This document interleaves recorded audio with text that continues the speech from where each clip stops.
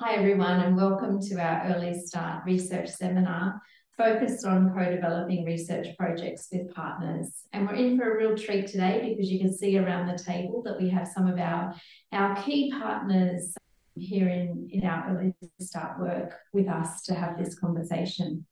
But before we begin on our conversation, I'd like to acknowledge country and pay my respect to Aboriginal people, elders past, present and emerging, and really acknowledge the special place that we occupy here at the University of Wollongong at the base of Mount Keira. A place of learning, has always been a place of learning, and acknowledging the privilege that we experience in our physical location and our connection to country.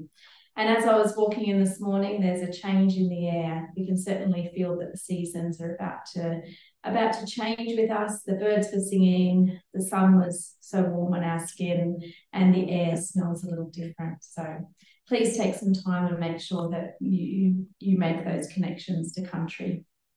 So the purpose of our Early Start seminar series is to have conversations about all things to do with research, and particularly how they impact and contribute to the work that we do in early childhood education.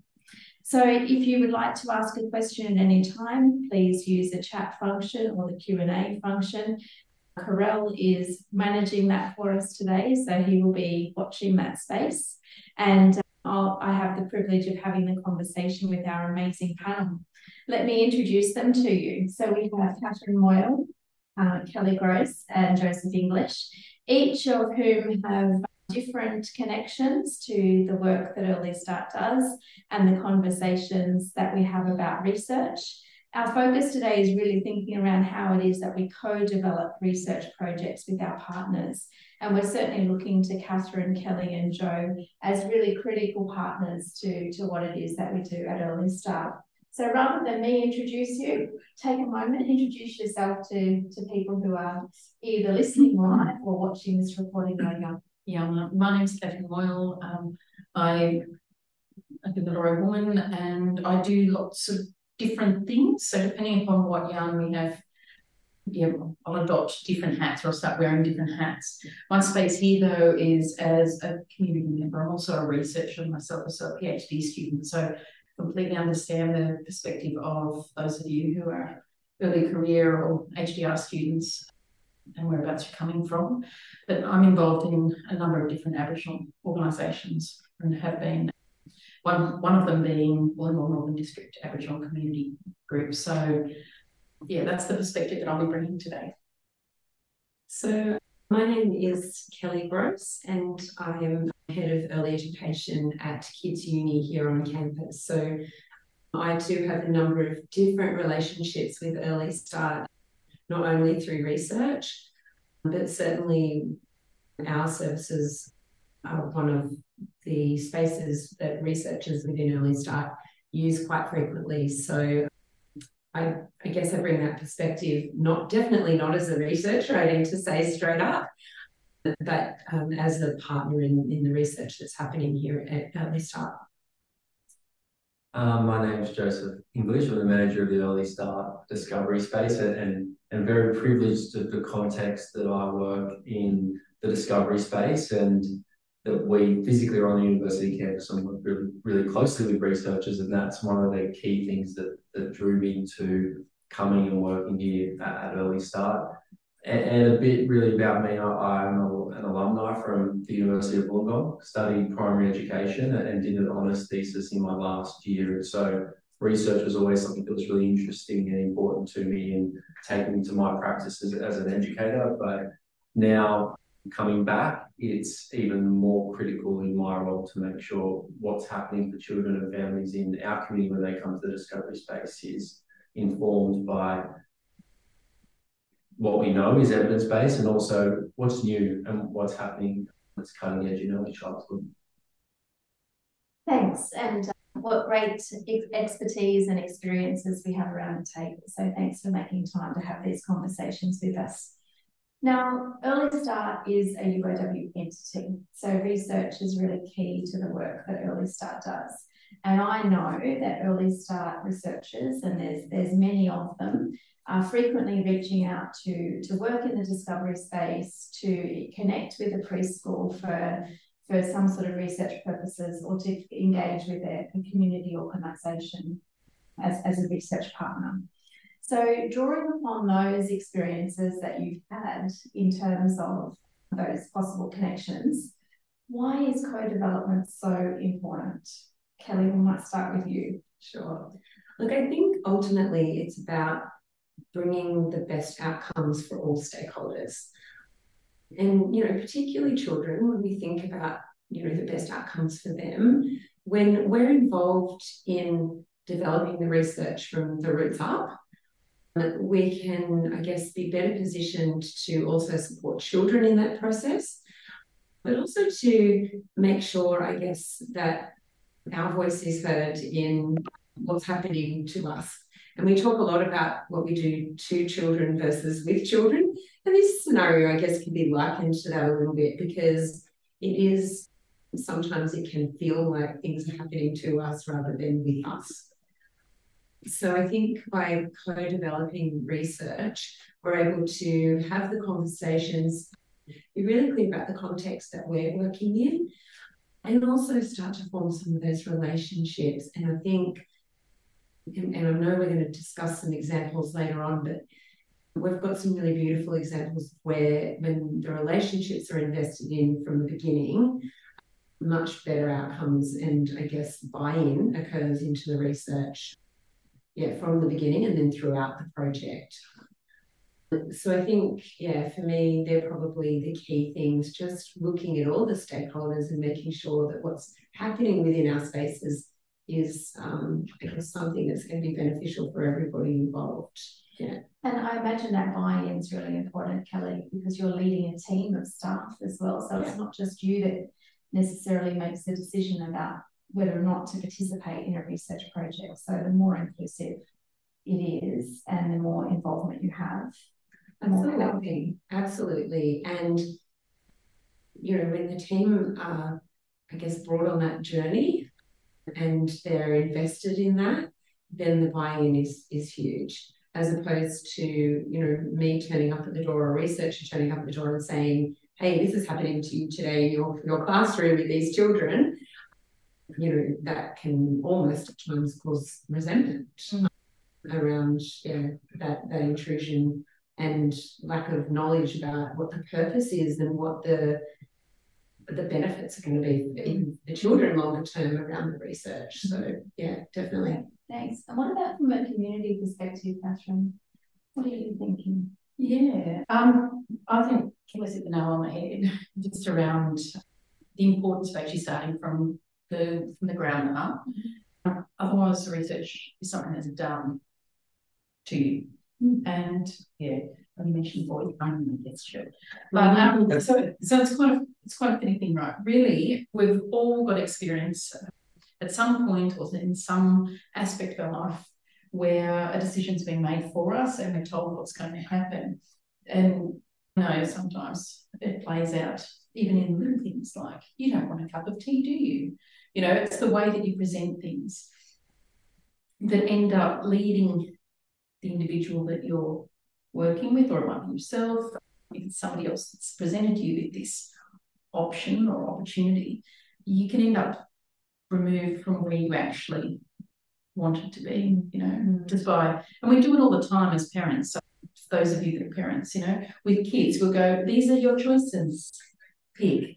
And we think that that's autonomy, and we think that that's choice, we think that that's giving voice, and in actual fact, it's not. And I'm aware of that. There are times with why I do that. But there are also times, and I think research is really one of those, and research which has been designed for impact. If we're all about impact, then that has to start with where the impact is felt. So it needs to start with, well, what issues do you want to address? And how might that work? As opposed to, here's this brilliant program that we've come up with that we're going to roll out. And I say this as a practitioner as well, having been a community development practitioner and working in health and emergency management. I'm only too aware of what that's like as well, that you know, that you're in a position and you go, right, I know we're going to roll this out because, and you completely miss the point and the wisdom within all of our cohorts, including the children.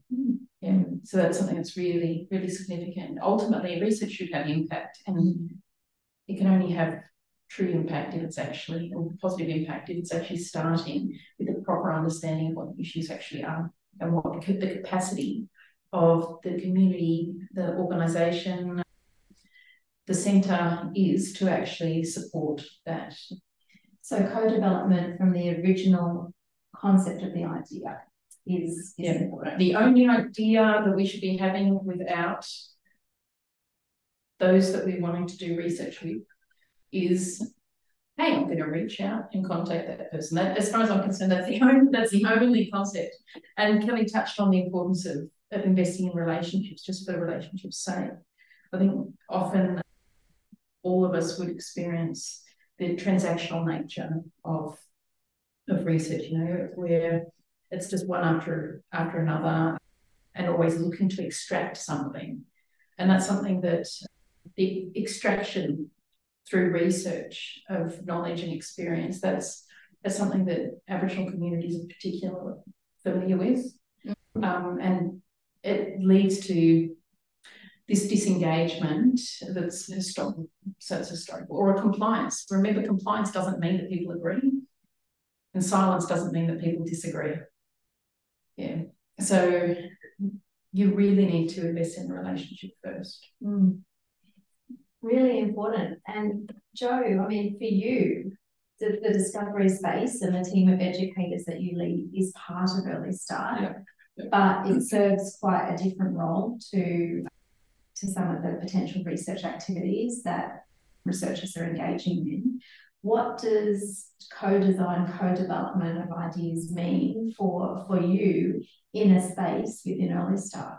Yeah, I think completely agree with what Kelly and Catherine you've said around the importance of relationships. And I think that for me, co-design comes down to respect as well. You know, respect for the educators working in our space, respect for the staff that are working in that space, respect for their perspectives and their knowledge. And I see that as a really beneficial thing for researchers, that, you know, our team, my team in the discovery space at Early Start, we can provide things and information to researchers that will support their research. For example, you know, our team know the members who come, they know what time they come, they know when the children of certain age groups leave the discovery space because of nap times. They know which days for different audiences. And so if researchers are looking for particular children to work with, our team has that knowledge. And so I see it as a real benefit. And the other thing around co-design for me really is also a bit of practicality, a bit of logistics around understanding our context, how that context operates, so that the research idea can actually work, you know, and that the research, the outcomes that you spoke about, Catherine, can be meaningful and can be impactful. And so I guess the really beautiful thing about the discovery space is that it's a space, and we see this space, the community comes to us and we can hear from children and their adults around the issues they're experiencing. And so we see it as a real privilege that we need to be there to listen to our community. And so in terms of co-design, we hear from families, we hear from children about things that are impacting them right now in their lives. And so we can hopefully feed that onto researchers. We had a really good example. We had an influx of high schools reach out who were studying child studies or community and family studies. And they said, can we come to Early Start? You know, we're in the Illawarra, it'd be amazing for our students to understand what you do. We didn't have a really formalised excursion offering for those students. You know, really people think we're early childhood or primary-based excursions. And so with that, we reached out to some researchers, co-designed a project around shaping an excursion that was meaningful. And to the point now, we have multiple high schools looking in to come, have academics who are committed to supporting us in delivering this program. and they come work with the students alongside my educators. And so for me, that's a real co-design responsive to community research project that wasn't onerous and arduous because it supported what we do in our space. That's a great example, Joe, and I think across our we've heard the messages that there's significant expertise that exists in individual sites, and acknowledging that expertise and experience of those within adds value to the research experience. And that example with the high school students is really interesting, Joe. Thanks for sharing that. Kelly, do you have an example of when co-design has actually worked and a project has done different things? Yeah, most definitely.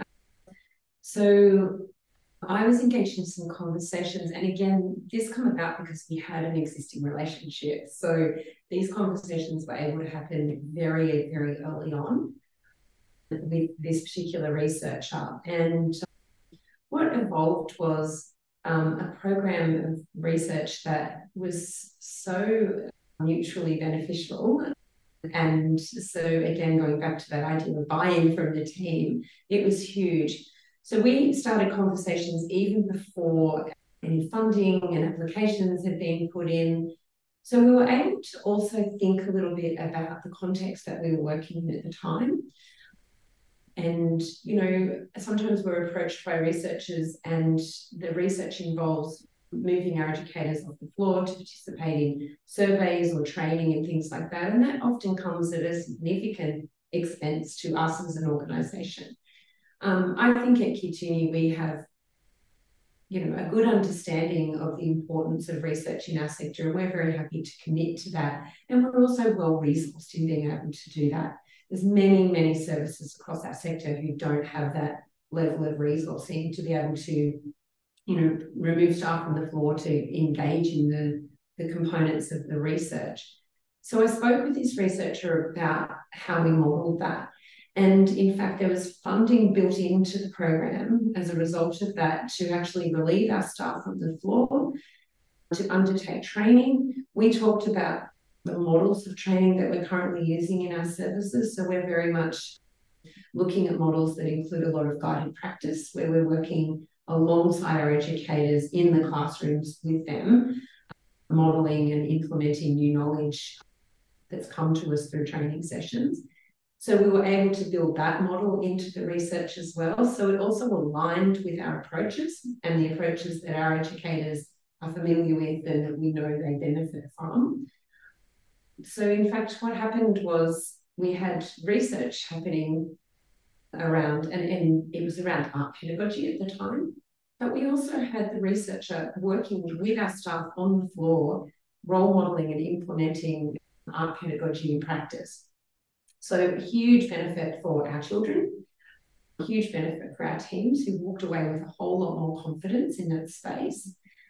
The researcher still was able to achieve all of the goals that she needed to achieve for the research. We weren't out of pocket financially either. So it just felt very considered, very respectful. I really like that word. We felt really involved in it. And as a result of that, the educators knew this researcher because she was spending time, you know, in their classrooms with them. And so when they were stepping out to engage in readings and other training that was a requirement of the research, they were really engaged with it because, you know, they understood why they were doing it, they understood what the research was about, they understood the benefit of the research in the end. You know, this research is going to be able to inform our practice, and this is how. So I think that, you know, there are other challenges along the way, of course, around staff shortages at the moment.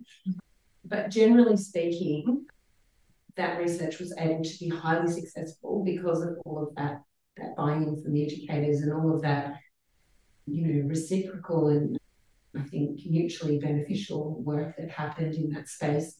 And when that researcher walked away from that project, we were all left feeling really great about what had happened in our space. It was a really nice feel.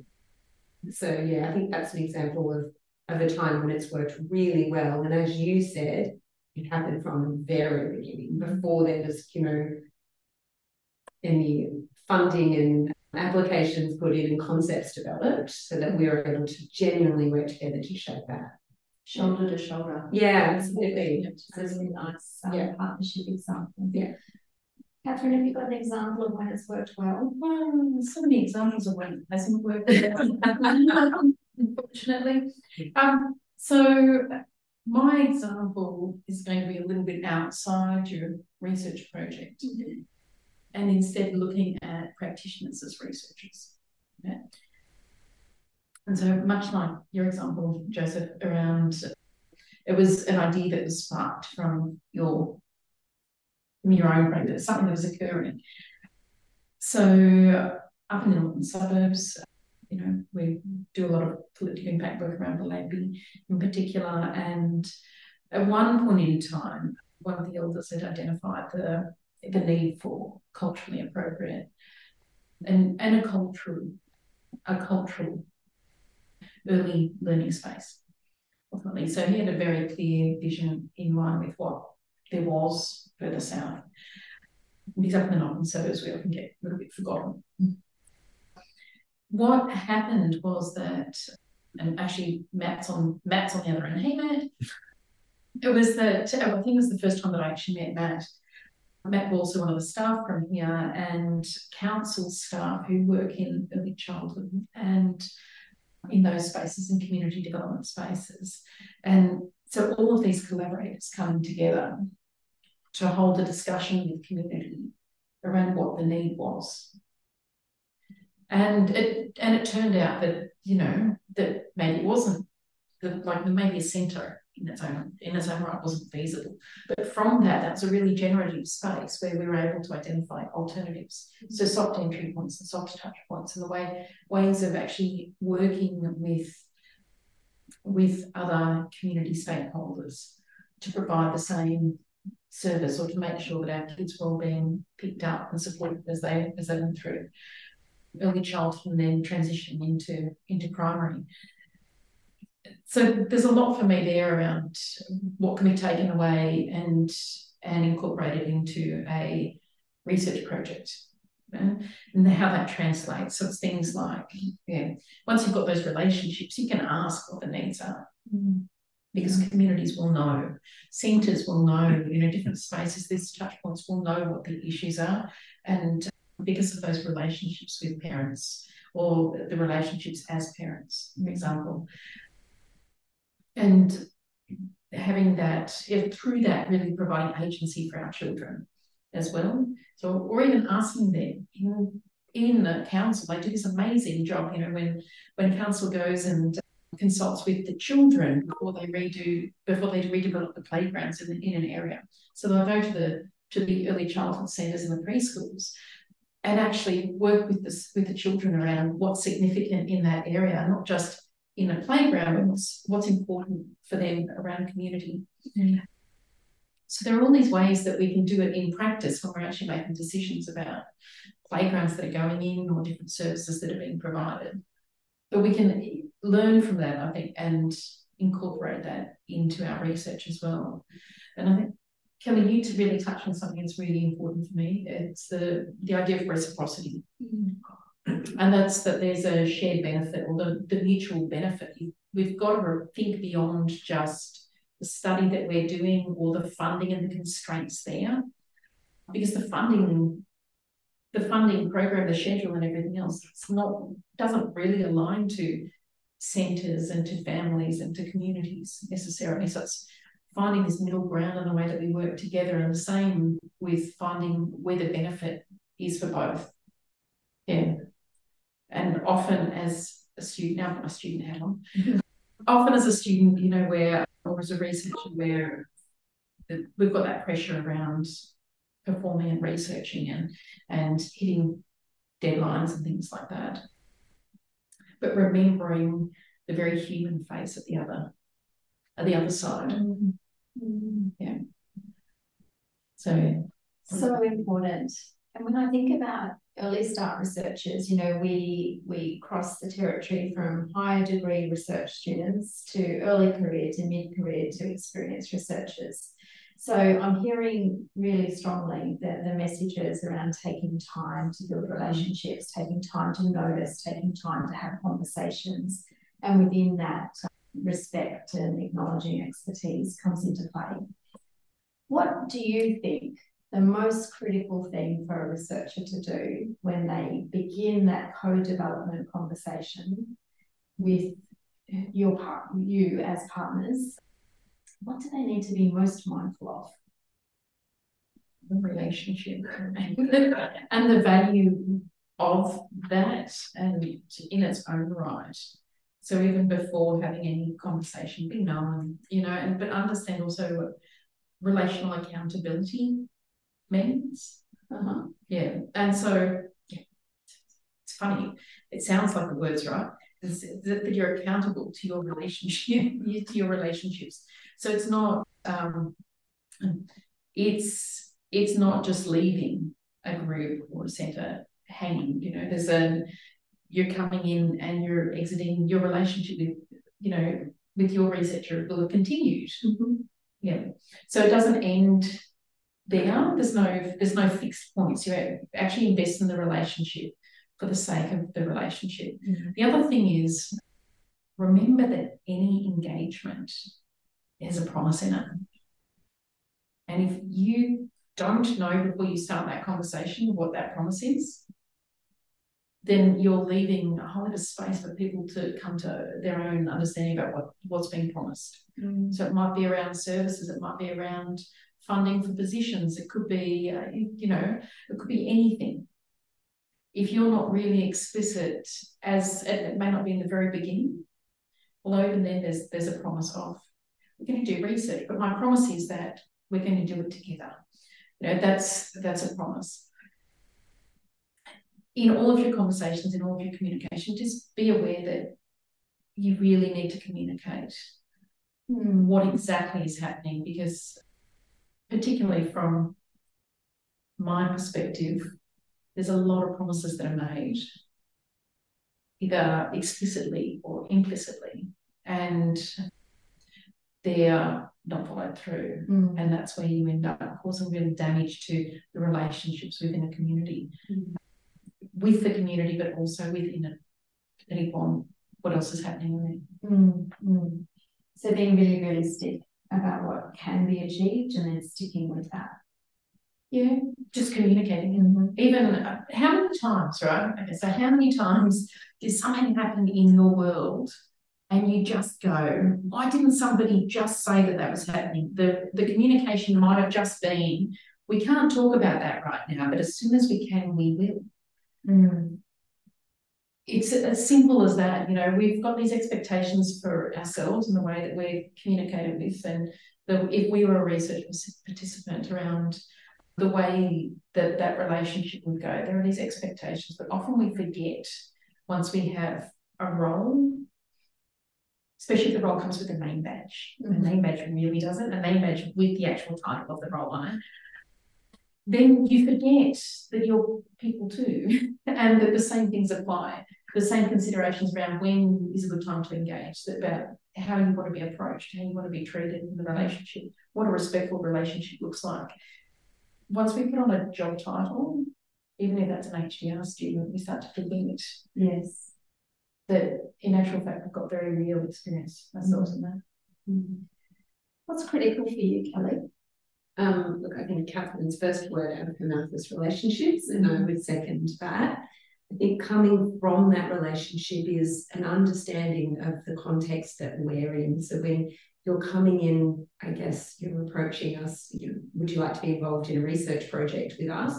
Having an understanding of where we're at in the context that we're in. And I did speak previously, of the current context in the early childhood sector is incredibly challenging with relation to staffing shortages. There's days when we can barely keep our doors open. We're struggling to, do the dog paddling, keep our head above water. So someone sending an email saying, hey, we've got this research project we want to do, we'll be there on Monday, is unrealistic. And it doesn't reflect any understanding or even thought about, potentially where we're at in that moment. So I think, yeah, from that relationship comes that understanding of context. I also think from that relationship can come some understanding about, the projects that maybe Kids Uni might like to be involved in versus maybe Good Start or Big Fat Smile might like to be involved in, because you know and understand, I guess, our directions and our philosophy and where we're heading and the things we're working on. So you're able to say this research project would be amazing for Kids Uni because I know that they're looking at starting some work around this. Whereas another project may be much more suited to Big Fat Smile at Corrigal because I know that they've been working in this space doing this work. So again, that relationship comes, into play when you're even looking at which centres am I reaching out to who are going to be, I guess, aligned with this work that we're looking at, where again, there can be that mutually beneficial for everybody involved. I think part of the ongoing relationship that Catherine spoke about is also circling back. So you spoke about the projects in council with the children's parks. I'm well aware that at the end of those projects, the children actually see the designs and then they actually visit the park. They're part of the opening. And I guess what we want as participants in research is the same thing. Some amazing outcomes come from the research that happens, but quite often we don't hear about it or know about it. So if you're doing research with us, circle back and go, these were the outcomes, this is the implications for your practice. Because that then means that the research we've been involved in potentially guides our practice over the next few years because of the outcomes of that research. And I think that is truly reciprocal and respectful. You're stealing all my words. And then I'm all excited and joking in. Also remembering that it's not just the staff. So remembering that the children that are involved, so letting them know what's happened, what their contribution's been, letting families know what that is, and getting their insight as well around how that's communicated. So here are some really strong messages that a researcher's priorities don't always connect to a partner's priorities. So making sure that there's opportunity for those conversations to ensure that there's alignment with what's happening. And then research findings aren't just disseminated through academic publication. There needs to be other avenues as well. Joe, sorry, I cut you off. No, I think should be jumping in more because Kelly and Catherine are so knowledgeable. They're saying all the things I would say. But for me, it's something I learned was around backwards by design, and this idea that you think about sometimes the endpoint of where you want to get. And for me, the endpoint is really supporting those communities with the research and starting with how we're going to do that. And so for me, I'm really privileged. I work with a lot of researchers. That's an inherent part of what my role is and what I believe it should be. And so I work with a lot of researchers, and they think about how what we're doing together will impact either my staff, my colleagues, in terms of professional development for them. And so we can create professional development. All the children and families who visit the discovery space and thinking about what's the outcome going to be for them, how we're going to support them. And then the other thing is sometimes I talk about give back. And sometimes with the relationships, it might not be that it's a formal research project. The way to start a relationship might be doing something for free, and I say for free, I know nothing's free, but that's a real investment that we value this relationship. We want to build this relationship. And one of the examples, and I'm again privileged that I could draw on a few examples of things that have happened since I've come to Early Start, but we had a festival of digital play this year in March, and it came out of we're fortunate to sit next to a children's technology play space, and my team are continually fielding questions from the community: screen time, what apps, what should my child be doing when they go to school around technology, all these different questions. And so we worked with academics around this festival of digital play to the point where we had academics buddy up with my team strategically around their interests around STEM and digital technologies, around literacy in digital technologies, storytelling in digital technologies. And so they collaboratively planned an activity for the community and for children and families. And we had our lovely shoulder to shoulder, academics and our professional staff with community, talking to community and showcasing how to use technology really effectively and impactfully. And that benefit is for the families who came on that day, who could leave and know that these are some strategies I can have with my child. For my team, it's formal professional development that you're working alongside, academics, that this is their life and expertise. And so we can then as a team use some of the things we've learned to shape things that we do now, in the discovery space in the future. So it's really about reciprocity, relationships, and that end goal of what is the output going to be to benefit, the community. And I know that sometimes research happens and we don't know what the output's going to be. I'm cognizant of that, and research happens and amazing things do happen that are unexpected. So I don't think that's devaluing this process of just meaningful engagement, listening to families, listening to children, and listening to our colleagues as well. Those relationships that were formed by that budding up. So that's really significant as well. And the payoff from that will be well into the future when we look at programs internally like Global Futures or Global Challenges, those sorts of things that look at bringing together these different disciplines and different ways of thinking. That's a really practical example of where that starts. So it's really exciting where that goes. And it's a privilege, right? And I always say that I'm privileged to be in a building where we have 70 plus researchers above us, but it's not even just conscious, there could be people online today who aren't within Early Start or aren't within our faculty, who are in the wider university. And we have a wonderful discovery space which has experiences, but we have academics who have contributed that from Antarctic researchers at the University of Wollongong. So I think there's a broad scope of how research can engage with us. And sometimes it's as simple as we've been provided content, from researchers, but that was all based on, we built a relationship because they said that there's this day and they wanted to help us, to help the community about this important, day. So what a neat way of disseminating research findings though, through play. It's translation. I'd love to talk to people who have such a direct translational impact of research, because that's what the uniqueness is of the discovery space, that we can translate research really practically for children and families in really simple ways. And the same thing happens with you as well in the centre, the change to pedagogy and what's happening there on the ground. Yeah, and look, as a partner in research, we very much see ourselves in that, translation space. We have the capacity to do that. And surely for a researcher, that must be amazing to see their research in action, right? And actually changing practice and improving outcomes for children. That's ultimately why the research happens. So I think that translation side of it is also really critical.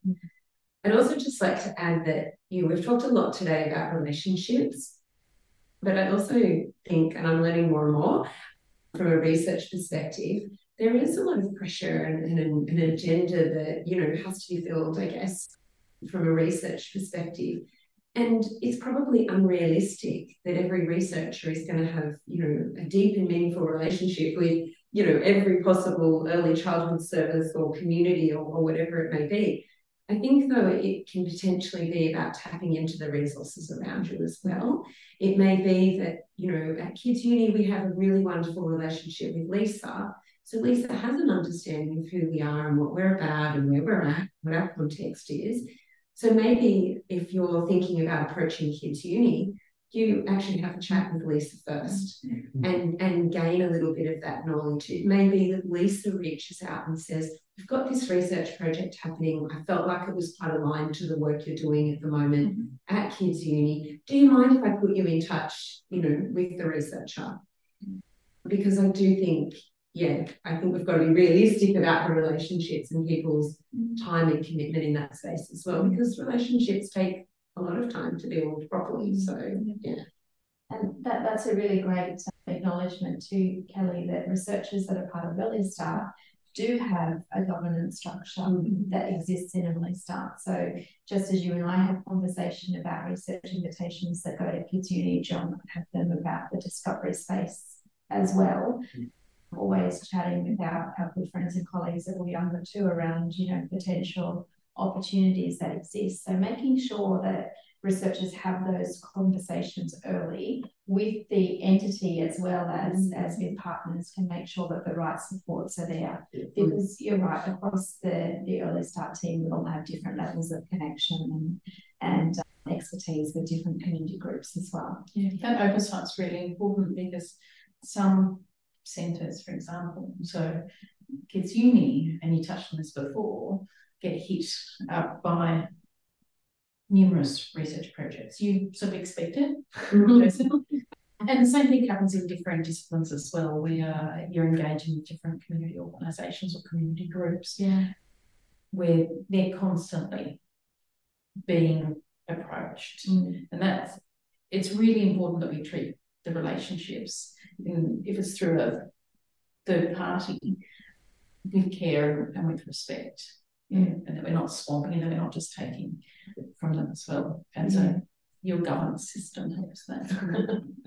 For sure, we just need people to follow the systems that are there too. So my other tip for those that are on the other end is that if somebody's letting you sort of piggyback on their relationship, or they're using that as an introduction, that's really valuable, and you need to treat that with respect, so that then you're not going into a space and damaging the relationship that's brought about the introduction. That's so important, because that's something that happens quite often, is where I just, without thinking, you know, something might happen that, you know, it might just be that you don't show up, that something's pulled, there's a promise of resources that are associated with it, and something's pulled.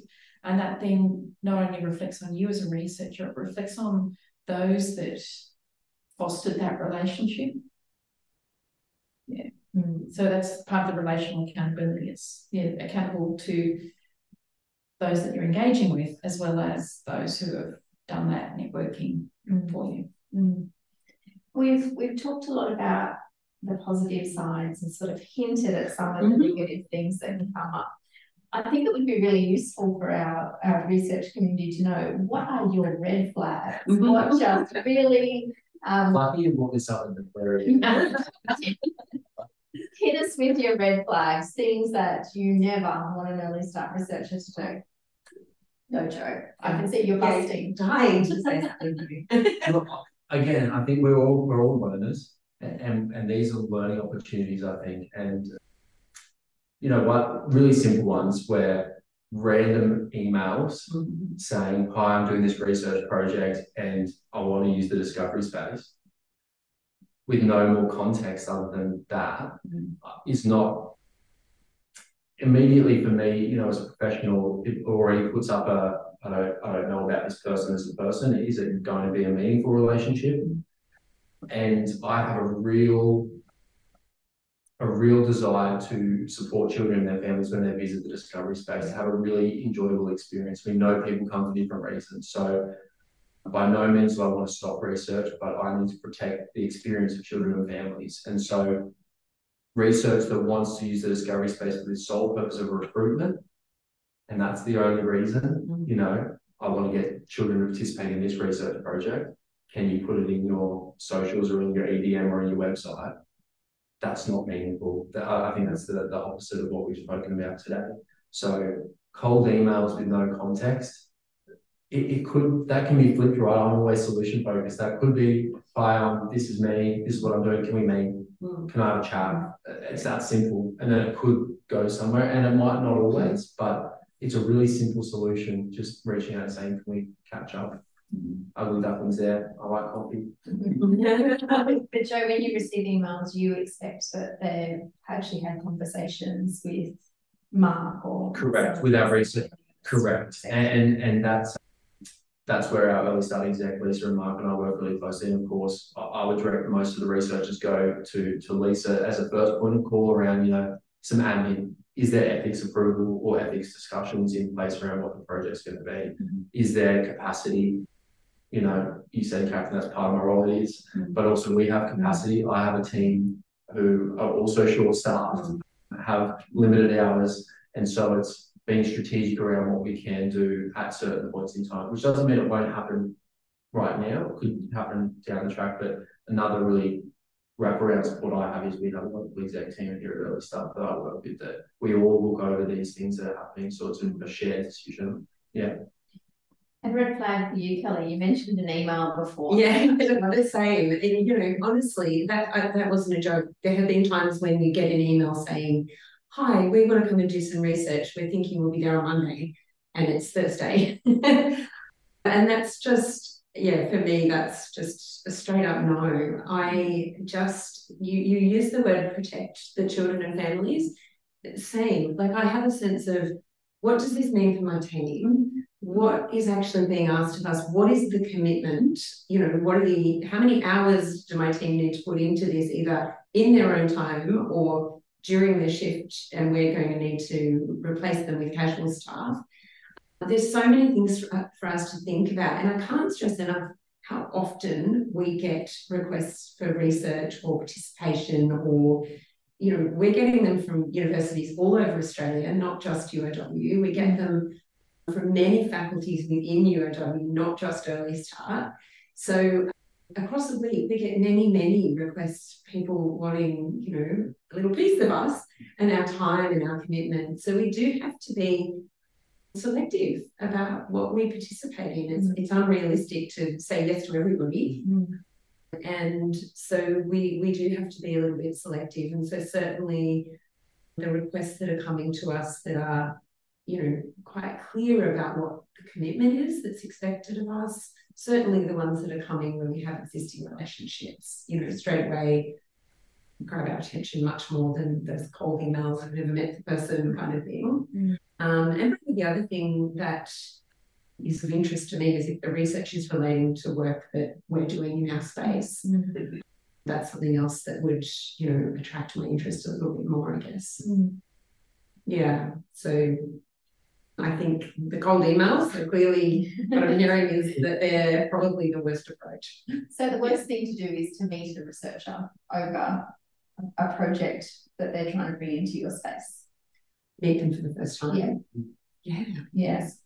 Yeah. It's like a blind date. You'd be just as like, what are we doing? For me, it's, and I think it's in life in general, I don't know. If somebody assumes that they are the expert, and in doing so undermines or ignores the expertise inherent within all of us. So understanding that in actual fact, you're not there to fix anything. Don't show up and go, we're going to fix this. Yeah, it's a real deficit sort of framework. And as a general rule, nobody likes to be told that you've got a great big problem that we need a saviour for. Yeah. So adopting a strengths approach is like Joseph and Kelly didn't say, but Kelly's also solutions focused. So like the other panelists, I'm also solutions focused. So just understand that when you are approaching any group, any other individual, that they come with a level of knowledge that's relevant to the business that you're doing. There's some relevance there, otherwise you wouldn't be having the young. You know, you wouldn't be engaging with them. So honour that. And I know sometimes within academia we can forget that. And then also just always adopting a strengths approach. So see the strengths, not just the deficit, and come from that space. Yeah. Now I see we've had some wonderful feedback from Catherine. Thank you, Catherine. I completely agree. It's such important insights and reflection regarding our relationships within different organisations.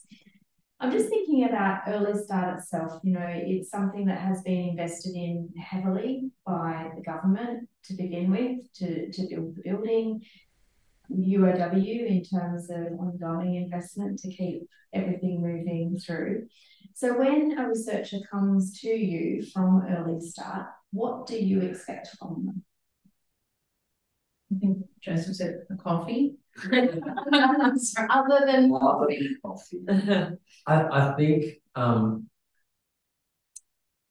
lot of the things I was prepared to talk about in this question really we've spoken about, and it comes down to expecting that it's going to be ongoing relationship. And I think back to my relatively short time here at Early Start in 2 years, and I can walk the corridors now and have conversations with incredibly established researchers who are comfortable to come and have a conversation with me and walk through the discovery space and give me some informal ideas and share some ideas from their expertise. And that doesn't happen in a day, you know, but I feel that that's the biggest thing for me, is that it's an investment in a relationship, it's an investment beyond a project, and it's an ongoing commitment to supporting what we do, particularly given the nature of where we're sitting in the discovery space and within Early Start. It's an ongoing relationship that you're going to invest in.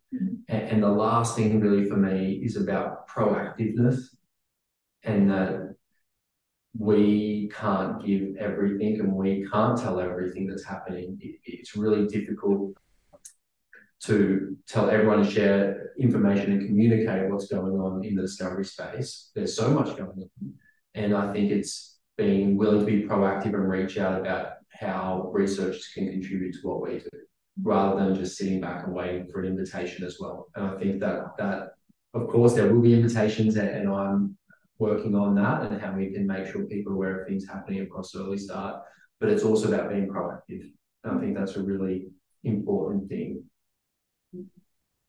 Yeah, and I think for me, it's about being conscious of the fact that you are coming in with an agenda, whether that's kind of at the forefront of your mind. You kind of come to us with an agenda, and I guess just being conscious that your agenda isn't necessarily our agenda, and we do need to find ways to find that middle ground and work together a little bit, I think, which hasn't always been the case historically, but you know, we've all had some wonderful examples today of when that has happened and how successful that has been. So it is possible.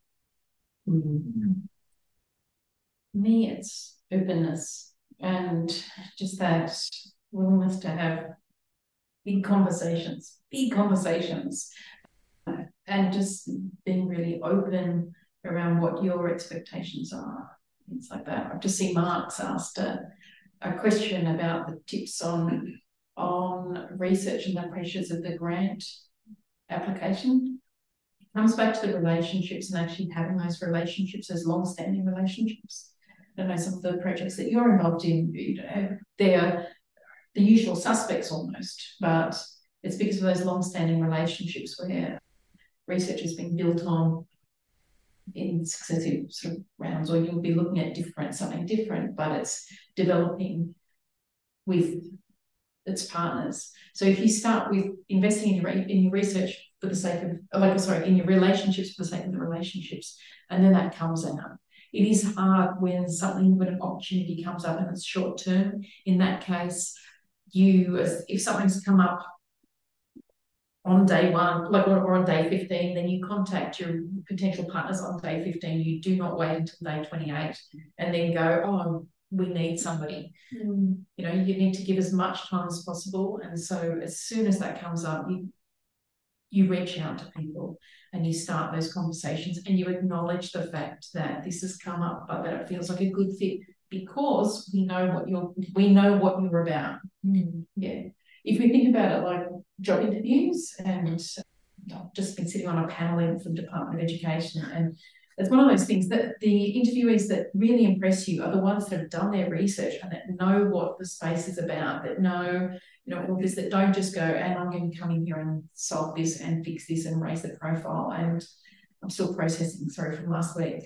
But it is like there's a lot more trust in even a nascent relationship if you can show that you're willing to invest in that, and that may be just by actually looking at newsletters, looking at, you know, different statements that have been made in socials, or looking at some of the strategy documents to see how you fit in, not the other way around. That's the other thing, stop trying to squeeze and squash us into what you're doing, and let's look at the way that we can meet in partnership. Yeah. And I think if we have those existing relationships as researchers and invest the time in those, when we come to a funded project, for example, and there are time restrictions and there are deliverables that we need to negotiate, there's a bit more give and take and goodwill on that. If you know that we're good for it and we're okay and we're not going to just take it and run. And could I give a really tangible example, Lisa? I have an email in my inbox that I know is from a researcher asking me for something, and I'm going to make it a priority because they've supported and done things for me over time to support the work that I know is above and beyond. So it automatically shifts a mindset that I have. And I know my team as well, when there's researchers who come down to the Discovery Space Contest, they know by name because they've introduced them and they know them by name. It immediately sets up researchers in good stead for us to work in partnership, because what Kelly said is correct. We know researchers are busy. We know that there's things that they have to do in their roles, and so we will give back. You know, and meet halfway. The opposite is also true, so be very careful of that. Okay, if you've misbehaved, if you haven't followed through, all of those things, you know, if there have been issues in a project that you've done, there, like, or that you've been involved in, then yeah, that's going to be sort of either put on ice. But there's a work through with that, which is just be really open and honest in some sort of an after action review, after like a debrief around it, where you go, here's what happened, here's what's happened, and here's why it's not going to happen again. Yeah. And I think in the last seminar series that we had too, Catherine, that you were involved in, when we talked about Aboriginal ways of knowing and connecting that to our research as well, there was lots of messages around there, you know, not asking for money on the first date. Yeah, that's right. So, you know, if you are looking at a partnership grant, then it shouldn't be something that's early in your conversation either. You know, establishing those relationships makes it really important. Yeah, that's right. Because you're right, the negative stories get out, don't they? People know, and we don't want that to happen. I know I'm very conscious of time. I've just seen like Mark's question around, you know, what happens if you're putting a grant application in and then it falls flat, and I'd just like to respond to that and say, for me, from my perspective, that's just about transparency. It's about having that conversation at the very beginning and saying, hey, this is what the research project looks like, this is what we're dreaming up, you know, how can we work together on this? However, it's dependent on the funding grant, and if the funding grant doesn't come through, then unfortunately we won't be able to progress. But we want to be really upfront with you about that now. But we may be able to do this. Yeah, absolutely. So having a plan is really important. And knowing what you're promising. It's that. Yeah, for sure. And Catherine, I completely agree that, you know, this is some great ideas in terms of developing a framework or a protocol for thinking about how we establish and maintain early start research partnerships. So, you know, so many key messages acknowledging that early start researchers do come with early childhood expertise, which is important. So, you know, we need to acknowledge the expertise that our researchers bring, but also in connection with the expertise that our partners bring to the project as well.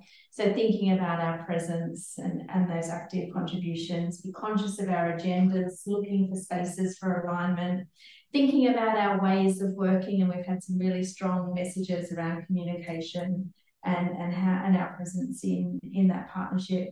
Openness, particularly in connection with the big conversations. So being prepared to challenge each other, I think, in the space as well. And I think as a researcher, we don't always know the answers. We might have some hunches and some interesting things, but that can only grow and develop when we have that expertise from the field in place as well. So that's our time. Please don't hesitate to reach out to any of us if you want to talk about any of these ideas further. Catherine, Kelly and Jo, thank you. Thank you for always being such great supporters of the work that we do here in Early Start. And thanks to everybody for being online or listening to us post-workshop in the virtual space.